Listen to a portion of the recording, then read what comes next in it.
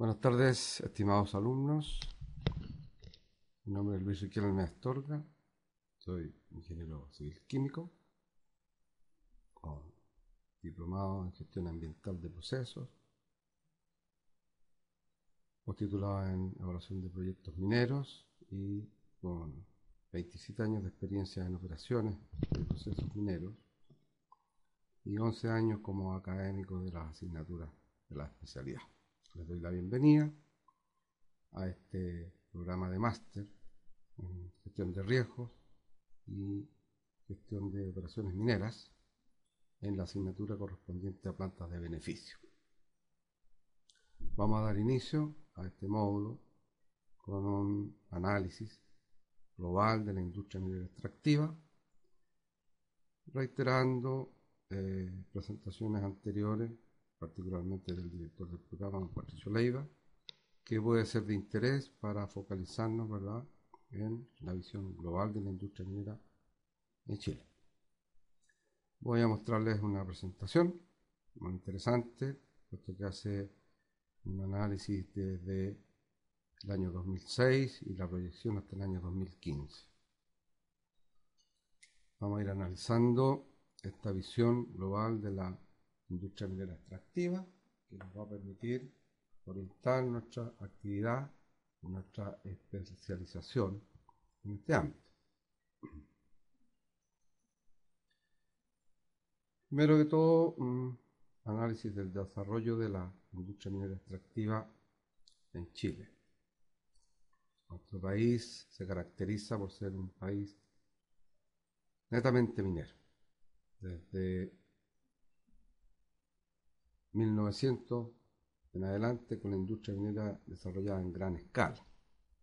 Prácticamente toda la historia de nuestro país está marcada por el desarrollo de la minería, e incluso mucho más atrás, desde la época pre-incaica. Pero para hacer un análisis contextual, partiremos de la industria desarrollada en gran escala, que efectivamente partió en el año 1900, con William Brading, un americano, ingeniero de mina, metalurgista, que llegó a Chile y en la sexta región de nuestro país, en Rancagua, descubrió y desarrolló lo que hoy día conocemos como Codelco Chile División El Teniente. En esa época no había muchos mineros en Chile y los agricultores de la zona de la sexta región emigraron, ¿verdad?, transformándose en los mineros, y las generaciones futuras hoy día son mineros especialistas. Como es de conocimiento público, el yacimiento de Minera El Teniente es el más grande yacimiento desarrollado en forma de explotación subterránea. En la actualidad tiene más de 2.400 kilómetros de túneles, que equivalen prácticamente a recorrer nuestro país desde Arica hasta Puerto Montt, lo cual es una verdadera ciudad. Posteriormente se creó la fundición de Caletones, ¿verdad?, y unos pocos años más adelante la actual concentradora Colón, con alto y con bajo. Con unos pocos años de diferencia, por ahí por 1904, 1907, otra compañía americana, conocida como Chilean Exploration Company, descubrió y desarrolló el yacimiento de Chuquicamata y su hermana chica, podríamos decir, la Exótica, que hoy día es conocida como Minasur. Bueno, Chuquicamata es el yacimiento más grande y más antiguo explotado con sistema de bajo abierto o cielo abierto. En la actualidad, después de cerca de 100 años de explotación, tiene aproximado 4.000 metros de largo, cerca de 3.000 metros de ancho y más de 1.300 metros de profundidad. Y los proyectos de desarrollo futuro indican que continuará su procesamiento en forma subterránea a partir del año 2018 en adelante. Ya no es posible continuar con los sistemas de explotación a cielo abierto, dada la gran cantidad de material lastre y que hay que remover en una relación archa-mineral de 4:1. Con unos pocos años de diferencia, por ahí por 1908 a 1912, una tercera compañía americana, denominada Andes Copper Mining, conocida como Anaconda, descubrió y desarrolló el tercer yacimiento histórico, que fue Potrerillos y la mina vieja, la mina original. Estas tres al interior de Copiapó, en la tercera región, equidistante entre Chañaral y Copiapó, 200 kilómetros aproximadamente en la cordillera. Estas tres compañías americanas constituyen, ¿verdad?, los yacimientos históricos que dieron origen a la minería en gran escala en nuestro país. Y durante aproximadamente 70 años, hasta 1970, alcanzaron niveles de producción de 500.000 toneladas de cobre fino, constituyéndose en la principal industria de nuestro país y la principal fuente de ingreso de divisas a través de las exportaciones de cobre. Si observamos el cuadro que voy a mostrar, ahí tenemos una estadística que nos muestra, me permiten un segundo, los principales productos de la minería metálica en nuestro país. Ahí están indicados los últimos 20 años por quinquenios. Desde luego el cobre es el primer producto en nuestro país, está indicado en miles de toneladas, y ahí se muestra claramente que entre 1985, que se producía 1.356.000 toneladas, aumentó a 4.600.000 toneladas en el año 2000, a 5.321.000 toneladas en el año 2005, y en la actualidad nos acercamos a los 6 millones de toneladas de cobre fino al año, transformándose en una potencia minera, en el principal productor minero de cobre en el mundo, con tasas de crecimiento cercanas al 300%. En segundo lugar aparece el molibdeno, que es un mineral que viene asociado a los minerales de cobre diseminados y que se obtiene como subproducto de los procesos de concentración por flotación, y que además ayuda mucho con los resultados económicos, puesto que tiene un alto valor, 3-4 veces el valor de la libra de cobre. También ha tenido crecimientos importantes del orden de 160% en el periodo. En tercer lugar aparece el oro, que sin ser grandes productores de oro en nuestro país, en los últimos años también ha habido un crecimiento importante de la producción, como se señala en el cuadro, del orden de 135% en el periodo. Hay otros países más importantes que nosotros en producción de cobre, de oro, como el caso de Perú, pero es un metal que también está adquiriendo una importancia creciente en el tiempo. Y también la plata, que ha tenido crecimientos similares. Pero este cuadro, que representa la producción de los productos metálicos, ¿verdad?, no es solamente estos productos, sino que también la minería no metálica.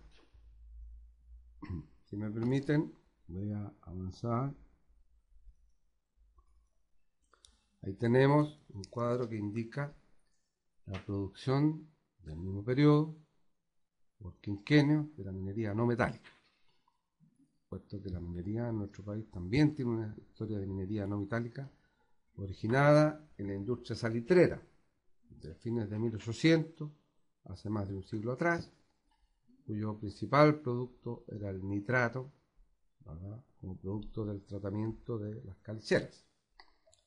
Podríamos decir, en sentido figurado, que Chile fue conocido en el mundo a través del caliche y su principal producto, el nitrato, puesto que se exportaba íntegramente para Europa por vía marítima, dado que se usa principalmente como fertilizante para la agricultura. Y en esos años, segunda mitad del siglo XIX, Europa, que venía recién de la revolución industrial, y transformando la agricultura, mecanizando la agricultura, necesitaba nitrato para el desarrollo de su agricultura. Y en los sacos decía Chilean Nitrate, de modo que Chile fue ampliamente conocido en Europa por el producto.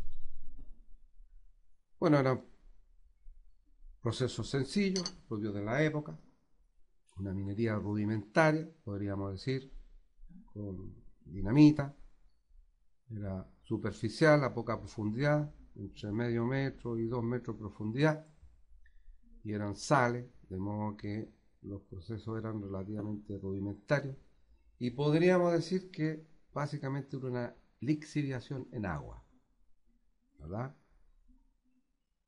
Esta lixiviación en agua producía una pulpa, que los mineros de la época llamaban caldo, ¿verdad? Y que se canalizaba por gravedad a través de canaletas que se hacían en la pampa, y mediante pretiles de pequeña altura o mediana altura se hacían unas verdaderas piscinas en la cual se vaciaba esta pulpa y se producía evaporación solar en forma natural, cristalizándose las sales, ¿verdad?, que posteriormente se envasaban y se transportaban vía marítima al mundo, principalmente a Europa. Nadie sabía, porque no existía el conocimiento, no existía la tecnología, que los residuos que quedaban de ese proceso quedaba contenido el yodo, que ese es el gran producto hoy día. Si ustedes observan el cuadro, el crecimiento de este periodo del nitrato es relativamente marginal, del orden de 35%. Sin embargo, el yodo ha tenido crecimientos superiores al del cobre, del orden de 320%. Ese es el verdadero negocio hoy día de la industria no metálica. Pero hay algunos productos nuevos también, como el carbonato de litio, que si ustedes pueden reconocer a través de las pilas, las baterías de los computadores, de los celulares, muchos de los actuales equipos modernos utilizan, ¿verdad?, litio como parte de sus baterías. Ese producto, ¿verdad?, de los últimos 25 años también ha tenido un crecimiento muy importante, cercano a 275% en el periodo. Y hasta la sal común, que casi no tiene valor para nosotros, puesto que es muy abundante en la naturaleza, también se produce en Chile de una manera extraordinaria, prácticamente de distintas formas de producirlo. Desde la extracción del agua de mar, produciendo salmueras, ¿verdad?, como un pueblo que hay en la séptima región, Cahuil, hasta la obtención en forma minera, industrial, como en la primera región de nuestro país, en Punta de Lobos, donde se produce sal refinada, sal yodada, sal para preparación de caminos, para curtiembre. Es decir, nosotros tenemos una experiencia tan amplia en minería metálica y no metálica, que data, como dije, de más de 100 años, nos ha transformado en una verdadera potencia minera y tenemos amplia experiencia. Ese cuadro que me permito mostrar a ustedes representa aproximadamente un siglo de producción de cobre en nuestro país. Si ustedes observan, aparece el cuadro, se inicia en 1915, fecha en que recién hay estadísticas oficiales para el estudio, aunque en la realidad partió en 1900. Ahí se muestra que la minería durante casi 7 décadas, hasta 1970, alcanzó niveles de 500.000 toneladas de cobre fino de producción. Y de esa época viene la importancia económica para nuestro país. por la exportación de el principal producto de la minería metálica. De modo que tiene valores simbólicos por su importancia para la hacienda del país.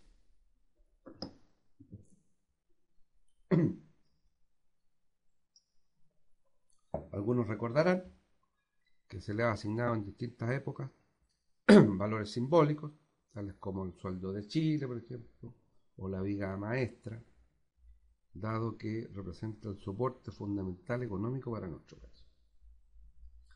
Ahí en la década del 70 se indica un hito muy importante que representa un antes y un después para la minería: el proceso de chilenización y de posterior nacionalización pactada del cobre. Podemos decir que después de más de 3 décadas, poco más, de discusiones políticas entre las distintas facciones representativas de nuestro país, se alcanzó los acuerdos por unanimidad en el Congreso de la época para nacionalizar el cobre, como se denomina. Eso significó, en términos prácticos, obligar, mediante ley, a las empresas americanas de origen, que ya señalé, la Braden Copper Company, la Chilean Exploration Company y la Andes Copper Mining, a venderle al Estado de Chile los recursos, las reservas, las tecnologías, las instalaciones, todo. Pero en términos legales, no fue una usurpación, de modo que hubo compensaciones económicas de acuerdo a los estudios económicos de la época, y fue un proceso legal, a diferencia de algunos países del mundo que hicieron procesos similares de nacionalización, pero no bajo un marco legal como fue nuestro país. Y ese hecho constituye un hecho fundamental, puesto que se hizo en un marco jurídico nuevo, distinto, denominado el Decreto 600 de la Inversión Extranjera, que estableció, en lo principal, que de ahí en adelante el Estado de Chile, cualquiera que fuese el gobierno de turno, debía garantizar a los inversores extranjeros, particularmente empresas de exploraciones, que ingresaran capitales a nuestro país para hacer exploraciones. El Estado le garantizaba, ¿verdad?, sus capitales y le daba beneficios tributarios especiales para fomentar la exploración. Y ese hecho fue fundamental, porque de ahí en adelante, en Chile, nuestro país, es uno de los países donde se hace mayor cantidad de exploraciones en el mundo. Podemos decir, en términos globales, que nuestro país tiene recursos reconocidos para 100 años más de minería. Y de esos recursos, en calidad de reservas, aproximadamente 50 años más de producción de minería a los niveles que tenemos hoy día. De modo que ese hecho fue fundamental. Y de ahí en adelante, voy a volver un segundo atrás, se desarrollaron, ¿verdad?, todas las exploraciones que toman periodos entre 10 y 20 años aproximadamente, hacer los estudios geológicos como consecuencia de los sondajes, campañas de exploraciones, ¿verdad?, y hacer los análisis químicos correspondientes, las pruebas metalúrgicas para determinar el tipo de procesamiento de acuerdo a los tipos de minerales, desarrollar las ingenierías correspondientes en etapa de prefactibilidad, que significa hacer las ingenierías conceptuales para estudiar alternativas, ¿verdad?, de acuerdo a la localización, el tamaño, el potencial del yacimiento y de acuerdo a los estudios metalúrgicos que indican la forma óptima de procesamiento y de beneficiar los minerales para obtener productos. Entonces, de ahí viene el gran salto de la minería en nuestro país, que permitió que vinieran a Chile las principales compañías transnacionales del mundo, y hoy día tenemos todas las compañías principales del mundo instaladas en nuestro país con grandes yacimientos. Se constituyó ahí el año 75 la Corporación del Cobre de Chile, Codelco Chile, que es la empresa estatal, la más grande de nuestro país y una de las grandes en el mundo, que compite con los consorcios internacionales mineros, tales como BHP Billiton, Strata, Anglo American, Antofagasta Minerals, entre otros, que son los principales en el mundo. Y si miramos el cuadro, podremos observar, me permiten un segundo,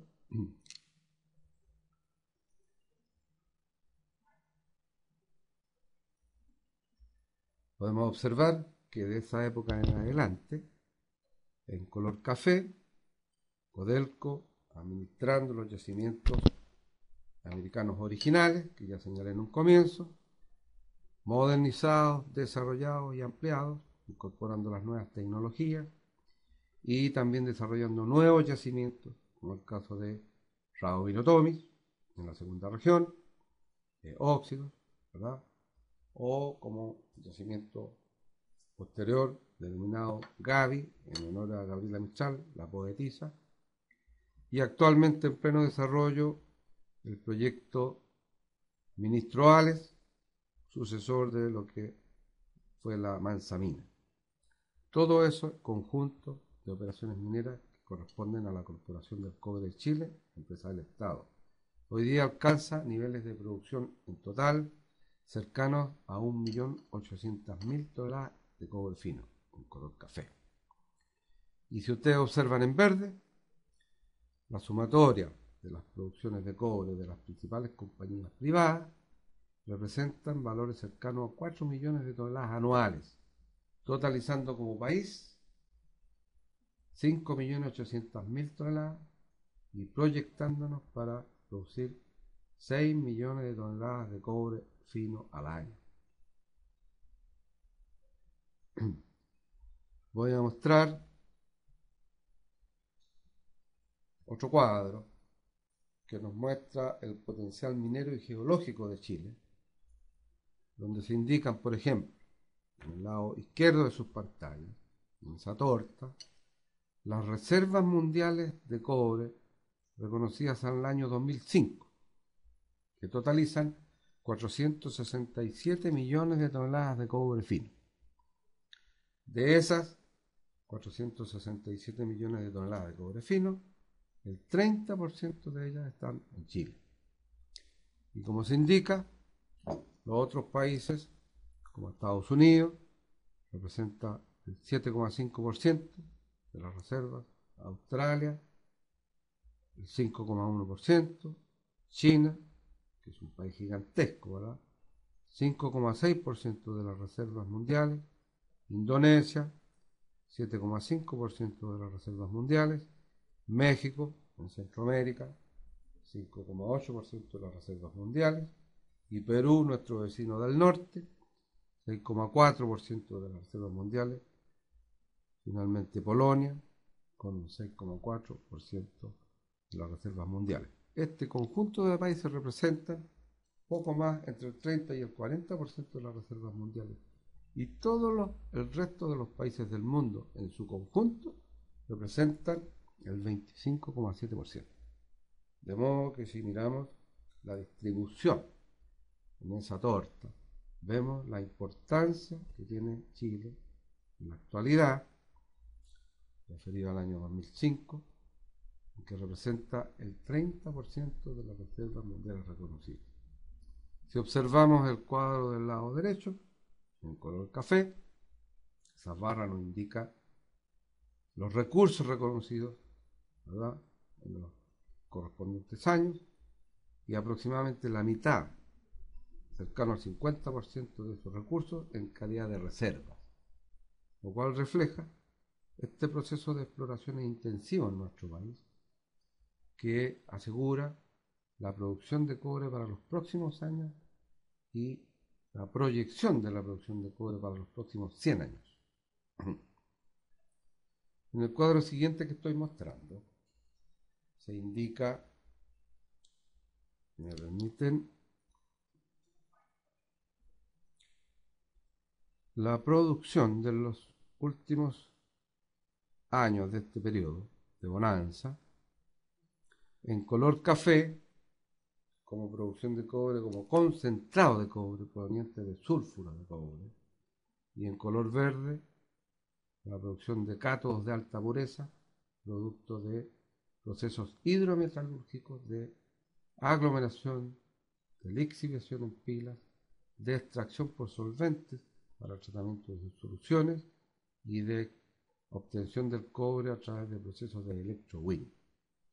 Aproximadamente 2/3, poco más de 2/3 de la producción total se obtiene como concentrado de cobre proveniente de sulfuro y aproximadamente 1/3 de la producción total se obtiene como cátodos de alta pureza, producto de procesos hidrometalúrgicos. Y ahí vemos los niveles de producción, puesto que en el costado izquierdo de sus pantallas tenemos en millones de toneladas, ¿verdad? Y te vamos indicando el aporte o la contribución de los principales. Voy a volver al cuadro, si me permiten.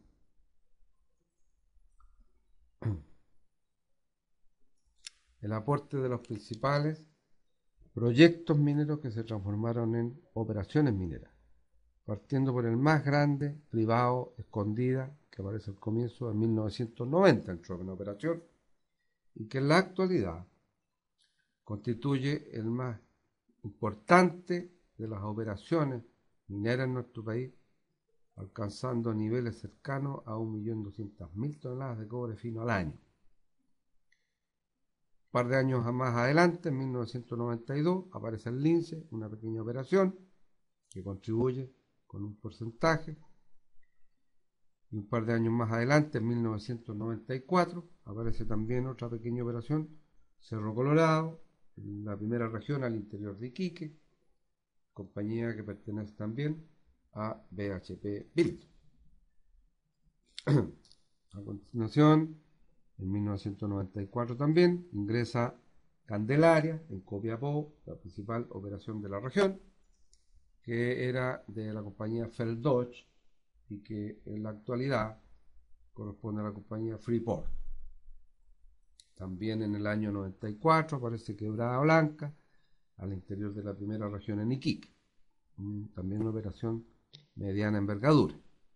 Posteriormente, en el año 1995, ingresa a operaciones el denominado yacimiento Manto Verde, que corresponde a la compañía Anglo American y que se ubica en la tercera región, al interior de Chañarán. Poco más adelante y avanzando, el año 1996, ingresa a operaciones la operación de Andacollo y también la operación del yacimiento de El Ágora, que es una operación, es un yacimiento de una sociedad en que participa también Codel con un porcentaje, 49%. Un par de años más adelante, ya llegando a 1998, ingresa a operaciones el proyecto Doña Inés de Collahuasi, que hoy día pertenece a la compañía, a un consorcio de compañías, ¿verdad? Xstrata, que correspondía a Falcon Bridge en el pasado, que tiene altas tasas de crecimiento y es un yacimiento de mediana envergadura que está contribuyendo con una cuota importante de la producción de nuestro país. Inmediatamente después, Lomas Vallas, que es una operación de pequeña envergadura, y al año siguiente, el yacimiento de Los Pelambres, perteneciente al grupo Antofagasta Minerals, que ingresa también en producción en el año 99, contribuyendo con una parte importante de la producción. Posteriormente, un par de años después, en el año 2001, ingresa a operaciones el yacimiento del Tesoro, ¿verdad? Del grupo Antofagasta Minerals, también en la segunda región, al interior de Sierra Gorda, contribuyendo con una cuota importante que más adelante en un cuadro reflejaremos una distribución en forma de torta.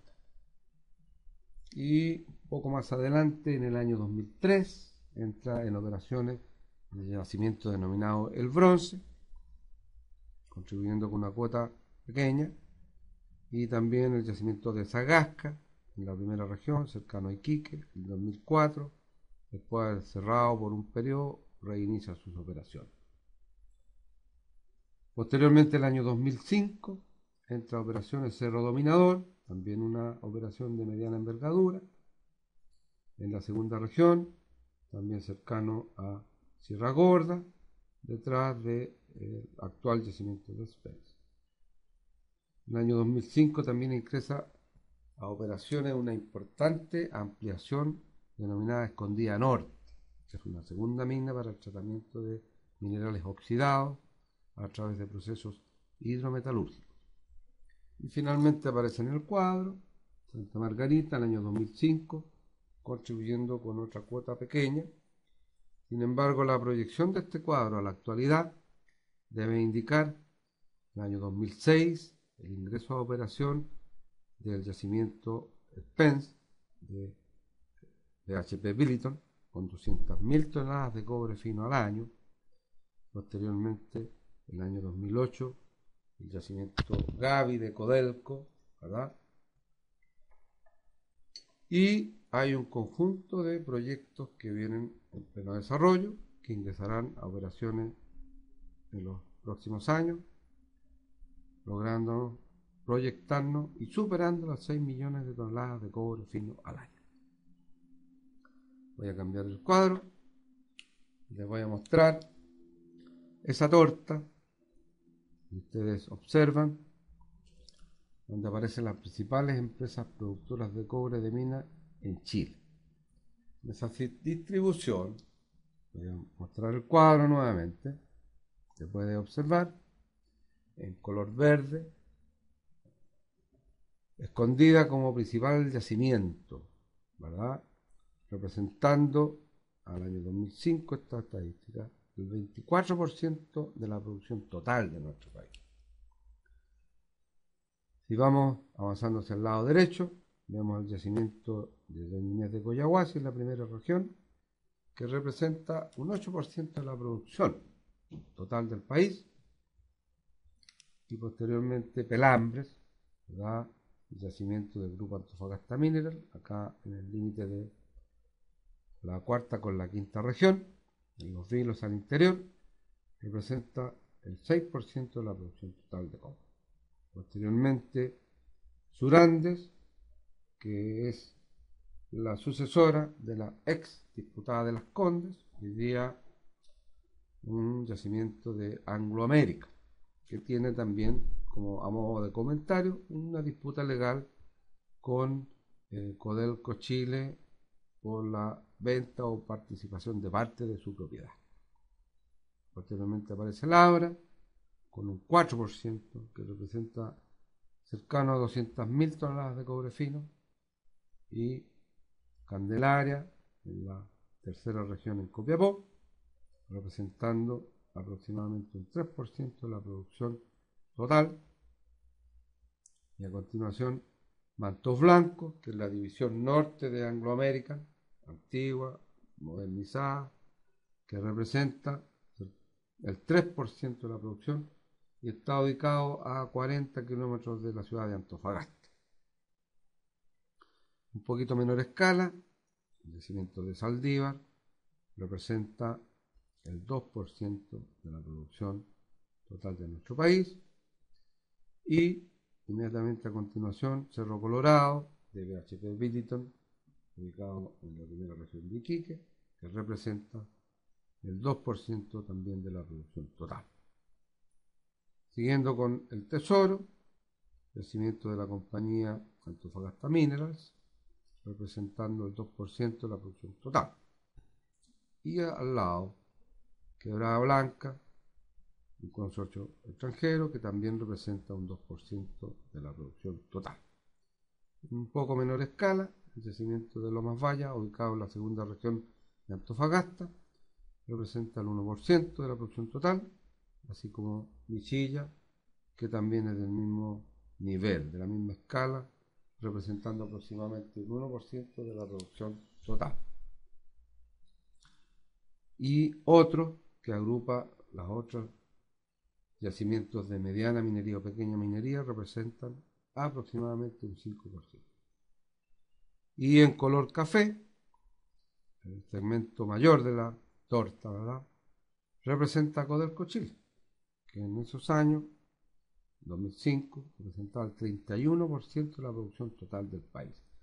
hay que hacer una aclaración interesante, que ahí Codelco está como empresa, es decir, están los yacimientos americanos originales, que hoy día están representados por el teniente, por Chuquicamata, ¿verdad? Y por El Salvador, y los nuevos yacimientos desarrollados como Radomiro Tomis, como Minera Gaby. Y todos los demás segmentos de la torta están como yacimientos o como operaciones mineras, no como empresas. Entonces esto nos permite concluir que Codelco y BHP Billiton representan, ¿verdad?, aproximadamente el 60% de la producción total de nuestro país, aproximadamente un 30% Codelco, aproximadamente un 30% BHP Billiton, y el otro 40% se distribuye en porcentajes menores por las distintas compañías ubicadas en nuestro país.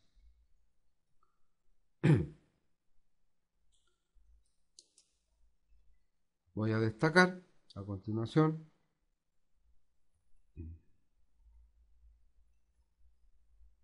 si me permiten un segundo. Quiero indicarles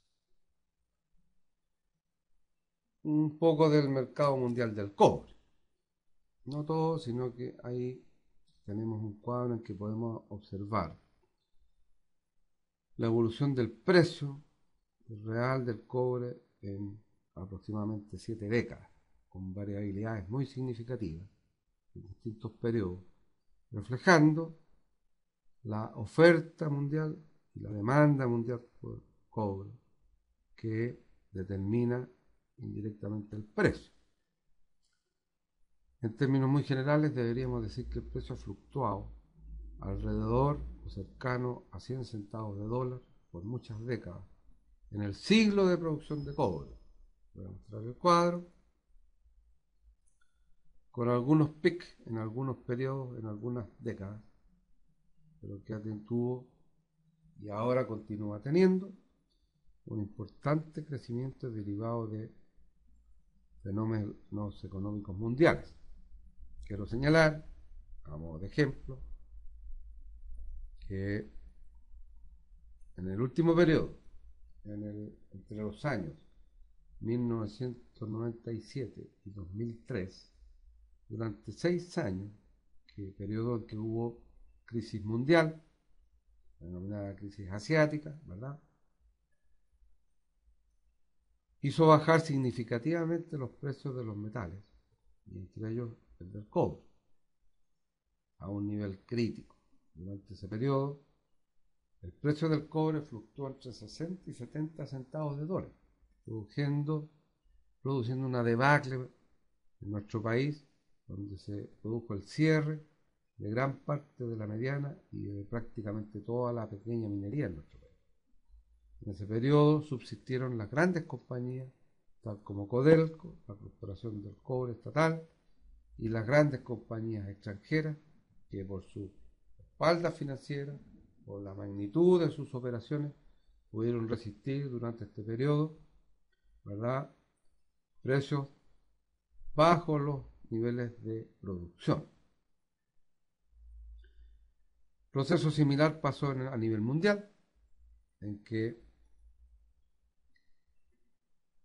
la mayoría de los países productores de cobre cerraron sus operaciones de mediana envergadura y de pequeña envergadura, producto de esta baja en los precios. Y posteriormente se produjo un fenómeno económico muy interesante derivado de la demanda mundial de cobre y de metales en general, producto del crecimiento y la expansión de la economía china.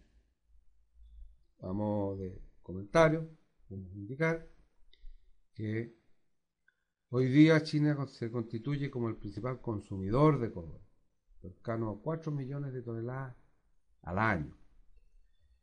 Y podríamos comentar, en términos muy generales, de que los países que crecen, los países que se industrializan, necesitan ciertos elementos fundamentales para industrializar, para electrificar, para constituir industria. Entre los elementos fundamentales está el fierro, tratado siderúrgicamente, o acero, ¿verdad? Pero también se necesita cemento y también se necesita cobre.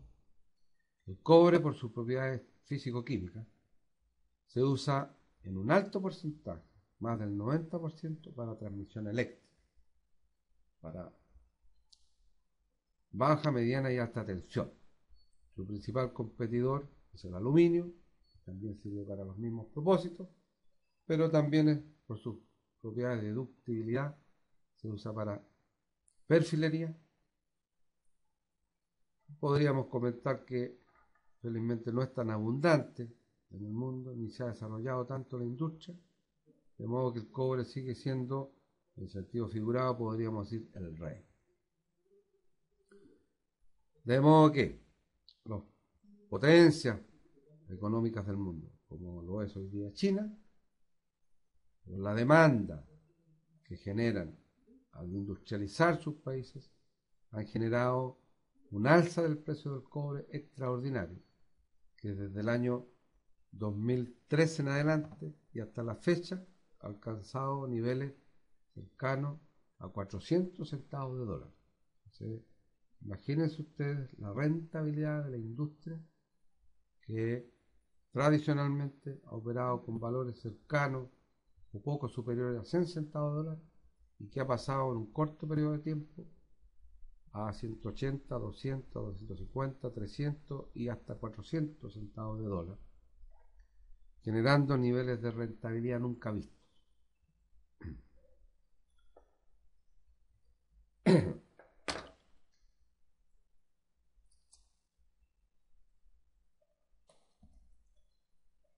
Señalo esto puesto que voy a mostrar una lámina interesante. Bueno, previo a eso voy a mostrar dos láminas, básicamente para mostrar el incremento del último periodo, las últimas 2 décadas, cómo nos transformamos como país en los principales productores de cobre del mundo.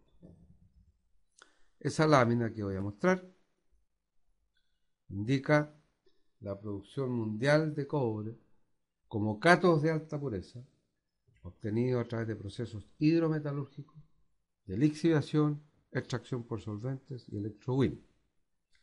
Si observamos la torta del lado izquierdo de sus pantallas, vemos el año 90. En 1990, la producción de cobre de alta pureza por vía hidrometalúrgica, Estados Unidos representaba el 64% a nivel mundial. Hacia la derecha, México el 4%, Chile el 19% y Zambia, país del continente africano, el 13%. 15 años después, en el año 2005, observamos cómo ha cambiado esta distribución, en que Chile, en color verde, pasa desde el 19% al 60% de producción mundial. Estados Unidos baja del 64% al 7%. Zambia, en color azul, que tenía el 13%, baja al 6%. México del 4% baja al 3% y aparecen nuevos países. Por ejemplo, Perú, produciendo el 7% de la producción mundial. China aparece con un 1% de la producción mundial, lo mismo que Myanmar, con un 1% de la producción mundial, y Australia también aparece produciendo el 1% de la producción mundial.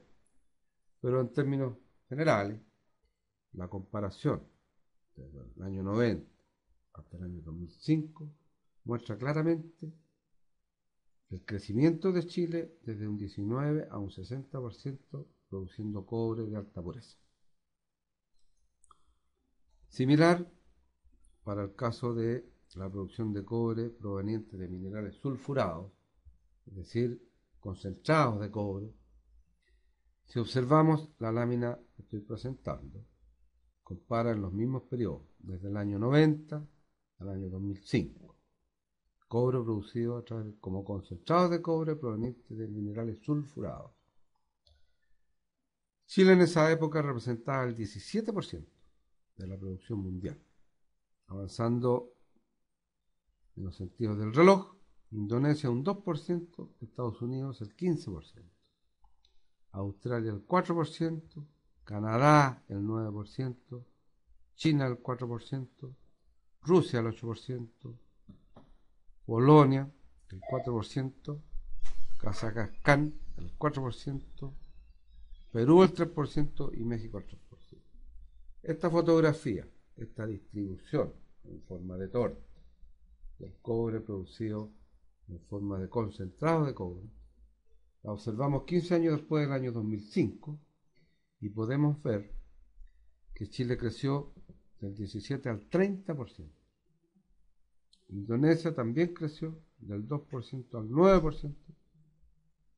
Perú del 3% al 7%. Australia del 4% al 7%. Estados Unidos bajó del 15% al 5%. Aparece Rusia, emerge Rusia, con un 5% de producción por esta vía. China también aumenta del 4 al 6%, Polonia el 4% y otros países del mundo que en su conjunto representan el 18%. Pero en términos generales, el gran crecimiento lo tuvo Chile desde el 17% del año 90 hasta el 30% del año 2005. Y eso explica cómo Chile se ha transformado en una potencia mundial de la industria minera extractiva, principalmente en la producción de cobre. Voy a volver a la cámara. Hay otros cuadros que no voy a mostrar en esta oportunidad, que son apuntan a otros tópicos. Me voy a concentrar ahora en el comercio internacional del cobre chileno, por la importancia económica que tiene para nuestro país, ¿verdad? Voy a mostrar una lámina, si me permiten un segundo, en que se indica la participación de la minería en las exportaciones totales del país. Ahí se observa que el cobre representa aproximadamente el 70% de las exportaciones. Aproximadamente un 15% son exportaciones del resto de la minería y aproximadamente el 15% restante son exportaciones no mineras. Es decir, el cobre solo representa aproximadamente el 70% y el conjunto de la industria minera representa el 85% de las exportaciones en nuestro país. Ahí podemos observar la evolución de las exportaciones chilenas de cobre al mundo por área geográfica. Si me permiten, voy a partir de arriba hacia abajo. No, en color café ustedes pueden observar el mercado europeo. En color verde ustedes pueden observar el mercado americano. Y en color gris, verde, que representa aproximadamente el 54% de las exportaciones totales, hoy día van al mercado de Asia. Ahí podemos corroborar que hoy día Asia como continente y China en particular como país constituyen los principales clientes y los más grandes consumidores mundiales de cobre.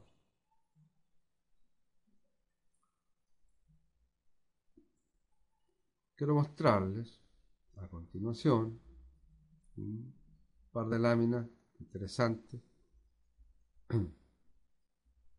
que muestran, disculpen un segundo, ahí, las exportaciones chilenas de cobre por tipo de producto. Ustedes observan en color café, representando aproximado 2.800.000, cercano a 3 millones de toneladas de cobre fino, se producen y se exportan como cobre refinado. en una fracción significativamente menor, cercano a 300.000 toneladas, en color azul, como cobre fundido en forma de blister, y aproximado 2.300.000 a 400.000 toneladas en color verde como concentrados de cobre, como distribución por tipo de producto. Este cuadro es muy interesante porque nos va a permitir, ¿verdad?, formarse una clara visión de cómo el cobre se exporta a los países que están en procesos de industrialización, cuyas economías están creciendo. Si ustedes observan, partiendo de izquierda hacia derecha de su cuadro, ahí tenemos medio siglo atrás, desde la década de 1950 hasta 1960, 2 décadas aproximadamente, el principal destino de las exportaciones chilenas de cobre iban a Estados Unidos. En esa época, Estados Unidos, podríamos decir, en sentido figurado, reinaba en el mundo. Era la principal potencia económica mundial. Recién concluida la Segunda Guerra Mundial. Estados Unidos, ¿verdad?, era la potencia económica mundial. Y el cobre, por supuesto, iba hacia Estados Unidos. Pero si observamos hacia la derecha, las 2 décadas posteriores, entre 1970 y 1980, Europa se transformó en la principal economía del mundo, ¿verdad? Después de la Segunda Guerra Mundial, con la destrucción masiva que hubo, ¿verdad?, Europa Alemania quedó dividida en 2, Alemania Oriental y Alemania Occidental, o desde el punto de vista político, Alemania Federal y Alemania Democrática, como consecuencia de la Segunda Guerra Mundial, ¿verdad? Bueno, en la época del 80 se produce la reunificación alemana. Previo a eso, Europa, después de más de 20 o 25 años de conversaciones y tratativas, logró constituir lo que se conoce como la Comunidad Económica Europea, ¿verdad?, en que los principales países, las principales economías de Europa, se homologaron sus legislaciones, homologaron sus políticas económicas y acordaron tener una moneda única, el euro, acordaron igualar las tasas, operar con economías similares, eliminando las barreras en que prácticamente operan como si fueran un solo país, con la misma legislación económica, con las mismas tasas arancelarias, con el mercado laboral abierto y el mercado exportador abierto. Bueno, en estos años entonces Europa se constituye en la principal potencia económica del mundo y pasa a ser el principal destino de las exportaciones chilenas del cobre, puesto que en este proceso de industrialización y de crecimiento, como señalé hace un momento atrás, se necesita acero, se necesita cemento, se necesita cobre para electrificar, para industrializar, dado que sus propiedades físico-químicas, ¿verdad?, permiten utilizar el cobre en un alto porcentaje para transmisión eléctrica, de alta, media y baja potencia. También se usa para transmisión térmica en la industria automotriz como componentes, ¿verdad?, de la industria automotriz. Si volvemos al cuadro, podremos observar que a fines de la década de los 80 y avanzando la década de los 90 hacia el 2000, emerge Japón como una potencia económica de la industria automotriz. Haciendo un breve comentario, debemos recordar que Japón es un país milenario, con toda una historia y una cultura propia, ¿verdad?, con un sistema político con emperador, y que por razones políticas se involucró en la Segunda Guerra Mundial, apoyando como aliado estratégico a Alemania y a Italia en la época de Mussolini, y se involucró en la guerra, ¿verdad?, haciendo la operación naval más exitosa que existió en la historia de las armadas del mundo, la batalla de Pearl Harbor, en que Japón logró atacar y destruir más de la mitad de la flota naval americana y murieron muchas personas.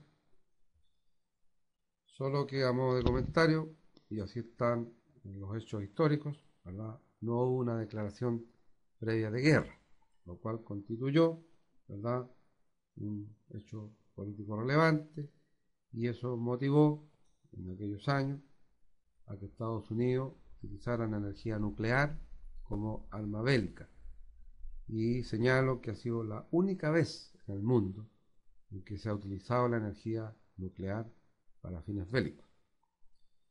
Y así es como se atacó, ¿verdad?, a Japón con las bombas atómicas en Hiroshima y Nagasaki, produciendo una catástrofe mundial donde quedó en evidencia que el mundo, frente a una conflagración mundial bélica utilizando la energía atómica, podría ser un desastre mayor.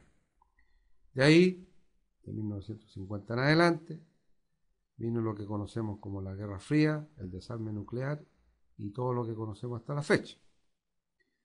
Señalo un hecho que, como consecuencia del armisticio, de la rendición de Japón en la Segunda Guerra Mundial, recibió importante ayuda tecnológica y económica. Y dentro de la ayuda tecnológica, las licencias de la industria automotriz.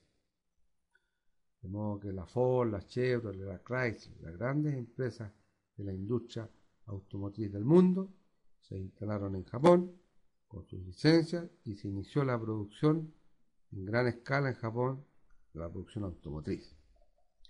Y eso originó una demanda por cobre que significó, como señala el cuadro, que aproximadamente un 20% de la producción de Chile se exportara a Japón. Ya en la actualidad, en la década del 2000 y en adelante, emerge la economía china, ¿verdad?, como la principal economía del mundo. Podemos decir a modo de comentario solamente que China, también un país con más de 4.000 años de historia, con su sistema político, ¿verdad? En los fines de la Primera Guerra Mundial se hizo un sistema político comunista que ha ido evolucionando hacia una economía de tipo socialista, que a fines de la Segunda Guerra Mundial se ha ido transformando hacia una economía de mercado. En la actualidad está evolucionando hacia una economía de mercado con tasas de crecimiento extraordinarias, superiores a todos los países del mundo. Tasas sobre el 12% y cercanas al 15% de crecimiento anual, lo cual ha originado una industrialización, ¿verdad?, transformándola en una potencia económica mundial. Recordemos que China es un país enorme y que en la actualidad tiene más de 1.350 millones de habitantes. El mundo en su conjunto, la civilización humana, alcanza hoy día 6.500 millones de habitantes. De esos, 1.350 millones aproximadamente son chinos. Entonces, imaginémonos el tamaño de la industria china para alimentar a 1.300 millones de habitantes. Este proceso, entonces, ha originado una demanda por cobre que hoy día China se constituye como el principal consumidor de cobre, cercano a 4 millones de toneladas.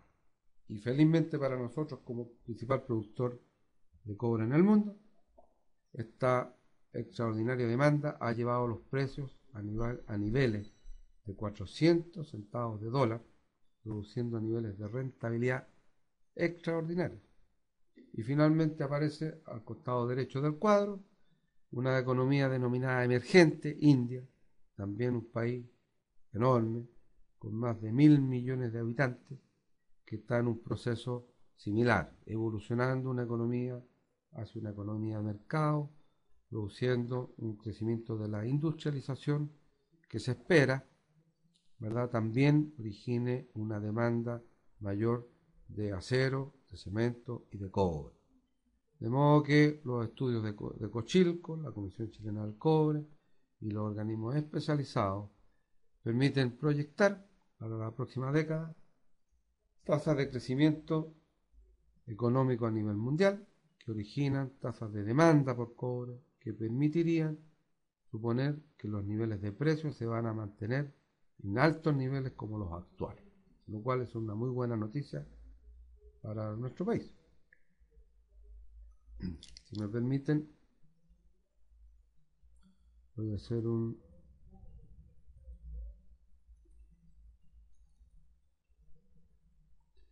alto para mostrar este análisis global, cuyo propósito fundamental es tener una visión global de la industria minera extractiva, que en nuestro país el cobre es su principal producto, y que tiene una alta incidencia a nivel mundial y que de algún modo ha influido en el desarrollo de nuestro país, transformándonos en la actualidad en una potencia económica.